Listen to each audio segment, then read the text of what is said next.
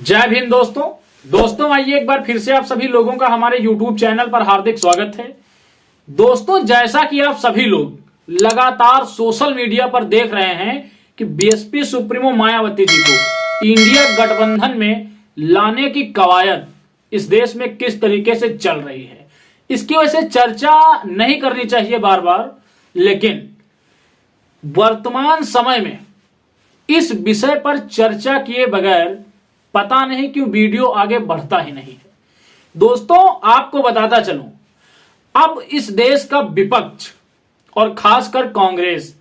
ये समझ चुकी है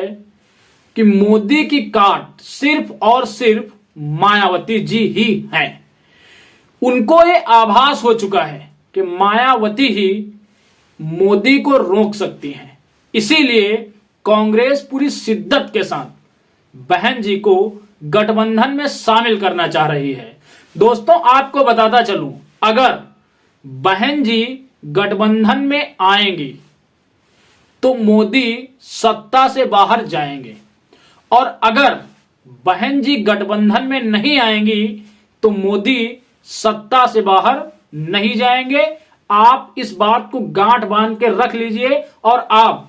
ये जानते भी हैं। दोस्तों, आगे वीडियो में हम पूरी तरीके से इसी मुद्दे पर चर्चा करेंगे कि आज के समय में बीएसपी सुप्रीमो मायावती जी को प्रधानमंत्री बनाना क्यों आवश्यक है। उससे पहले थोड़ी सी चर्चा कर लेते हैं देश की वर्तमान राजनीति के ऊपर, क्योंकि उसको समझना भी बहुत जरूरी है। दोस्तों,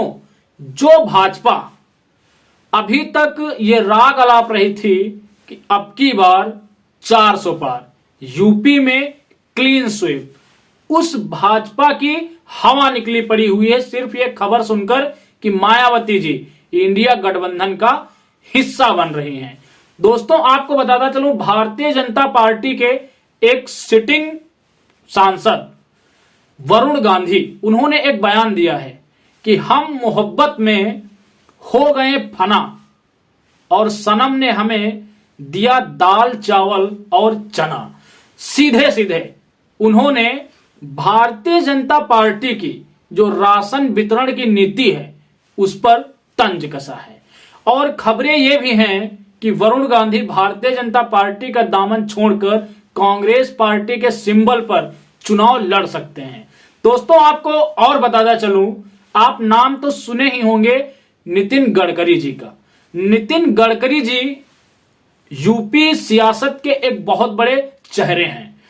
भारतीय जनता पार्टी ने जो अपनी पहली लिस्ट जारी की उसमें नितिन गडकरी जी का नाम नहीं है, इस वजह से वो काफी ज्यादा आक्रोशित हैं। आपको बताता चलूं, उद्धव ठाकरे ने उनको खुला खुला ऑफर दे दिया है कि आप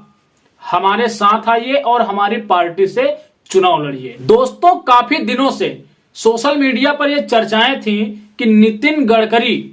और पीएम मोदी के बीच सब कुछ अच्छा नहीं चल रहा है, तो क्या नितिन गडकरी 2024 लोकसभा चुनाव से पहले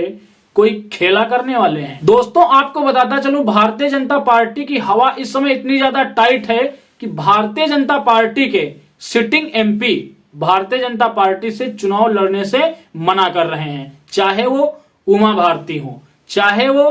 गौतम गंभीर हो, चाहे वो बाराबंकी के सांसद उपेंद्र सिंह रावत जी हों, और एक बहुत बड़ी बात, पवन सिंह, भोजपुरी सिनेमा के एक जाने माने सुपरस्टार, उन्होंने आसनसोल से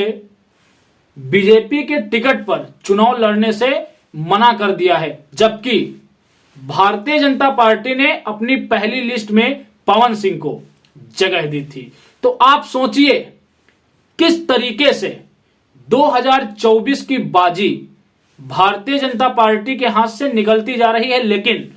इस देश का जो गोदी मीडिया है वो लगातार भारतीय जनता पार्टी के पक्ष में हवा तैयार करने में जुटा हुआ है। दोस्तों, जो खबर चल रही है सोशल मीडिया पर कि BSP supremo Mayawati ji India गठबंधन में शामिल होने वाली हैं और इंडिया गठबंधन उनको मोदी के सामने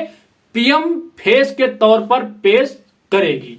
तो दोस्तों, हमने वीडियो के प्रारंभ में आपसे एक बात कही थी कि पहले तो यह जान लेना आवश्यक है कि BSP supremo Mayawati ji PM face के लिए सूटेबल है भी या नहीं, या विपक्ष को ऐसी कौन सी मजबूरी आन पड़ी कि उन्होंने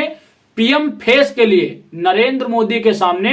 बीएसपी सुप्रीमो मायावती जी को चुना। तो दोस्तों, बीएसपी सुप्रीमो मायावती जी उत्तर प्रदेश जैसे विशाल सूबे की 4 बार मुख्यमंत्री रही, ये आप सभी लोग जानते हैं। और जिस तरीके से उन्होंने अपने शासनकाल में कानून व्यवस्था का संचालन किया, उस तरीके की कानून व्यवस्था, लॉ एंड ऑर्डर किसी भी शासनकाल में लागू नहीं हुआ, चाहे वो वर्तमान की योगी सरकार ही क्यों ना हो, जिसके बारे में अफवाहें हैं कि उन्होंने उत्तर प्रदेश से माफिया राज को खत्म कर दिया। आपको बताता चलूं, बीएसपी सुप्रीमो मायावती जी ने जिस तरीके से उत्तर प्रदेश के अंदर एजुकेशन सिस्टम को मजबूत किया, उस तरीके से शायद ही किसी मुख्यमंत्री ने अपने शासनकाल में शिक्षा व्यवस्था को मजबूत किया होगा। दोस्तों, आपको बताता चलूं, लगभग 5000 प्राइमरी स्कूल बीएसपी ने अपने 7 साल के शासनकाल में खुलवाए थे, और कई बड़ी बड़ी यूनिवर्सिटीज बीएसपी ने अपने शासनकाल में खोली। दोस्तों, चिकित्सा व्यवस्था के विभाग में बीएसपी सुप्रीमो मायावती जी ने अपने शासनकाल में जिस तरीके का काम किया वो अतुलनीय है। आज उनके शासनकाल में किए गए कार्यों की लोग प्रशंसा करते हैं, चाहे वो बीएसपी सुप्रीमो मायावती जी का कट्टर विरोधी ही क्यों ना रहा हो। दोस्तों, शासन और सत्ता में रहते हुए बीएसपी सुप्रीमो मायावती जी ने बहुजन समाज में पैदा हुए संत गुरुओं महापुरुषों की सामाजिक लड़ाई को जिस प्रकार से जिंदा रखा, वो आज किसी से छिपा हुआ नहीं है। दोस्तों, आपको बताता चलूं, जब बसपा नहीं थी उससे पहले इस देश में बहुजन महापुरुषों का कोई नाम तक नहीं जानता था, लेकिन जब बसपा शासन में आई तो उसने अपने शासन काल के दौरान बहुजन समाज में पैदा हुए तमाम संत गुरुओं महापुरुषों के नाम पर तमाम तरीके के पार्क, स्मारक स्थल बनवाए, जिस कारण इस देश में बहुजन महापुरुषों की विचारधारा जिंदा हो सकी, चाहे वो ज्योतिबा फूले जी हों, चाहे वो माता सावित्रीबाई फूले हों, चाहे वो संत गाडगे जी हों, चाहे वो नारायणा गुरु हों, चाहे वो छत्रपति साहू जी हों, चाहे वो बाबा साहेब डॉक्टर अंबेडकर हों। सभी महापुरुषों के लिए बहुजन समाज पार्टी ने दिल खोलकर काम किया और उनकी विचारधारा को इस देश के अंदर बढ़ाया। दोस्तों, ज्यों-ज्यों इस देश का बहुजन समाज दलित, पिछड़ा, अल्पसंख्यक, आदिवासी शिक्षित होता जा रहा है, त्यों-त्यों इस देश के अंदर बहुजन समाज पार्टी की सुप्रीमो मायावती जी का कद और ज्यादा बड़ा होता जा रहा है, क्योंकि लोगों को यह पता होता जा रहा है कि बीएसपी सुप्रीमो मायावती जी बहुजन समाज के लिए कितनी ज्यादा उपयोगी हैं। दोस्तों, जिस नेता ने सिर्फ मुख्यमंत्री रहते हुए अपने समाज के लिए इतना कुछ कर दिया, SC/ST एक्ट बनाया, जिससे इस देश के अंदर दबे कुचले लोगों के ऊपर अत्याचार कम हुए, तो जरा आप सोचिए, अगर उस नेता को